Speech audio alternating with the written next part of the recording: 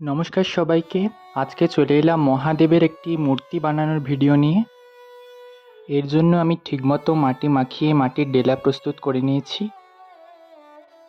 আজকে যে মূর্তিটি বানাবো সেই মূর্তিটি রাজস্থানের নাথদ্বারায় অবস্থিত স্ট্যাচু অফ বিলিফ মহাদেবের মূর্তির আদলে তৈরি। তাই মহাদেবের দুটি পাকে আমি সঠিকভাবে তৈরি করে নিলাম। ৩৬৯ ফুট উঁচু এই বৃহৎ আকায় মহাদেবের মূর্তিটি পৃথিবীর সবথেকে বড় মহাদেবের মূর্তিগুলোর মধ্যে একটি। এবার ঠিকমতো করে জল দিয়ে মসৃণ করে মহাদেবের যে মূল দেহ সেটা তৈরি করে নিয়েছি।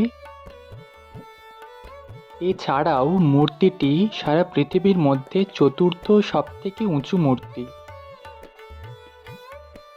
এখানে আমি মহাদেবের দুটি হাতকে সুন্দরভাবে যুক্ত করে নিয়েছি। হাতের আঙুল এবং পায়ের আঙুলগুলোকেও করে নিয়েছি। তারপর ধীরে সুস্থে গলাটা তৈরি করে তারপরে মুখমণ্ডল তৈরি করেছি।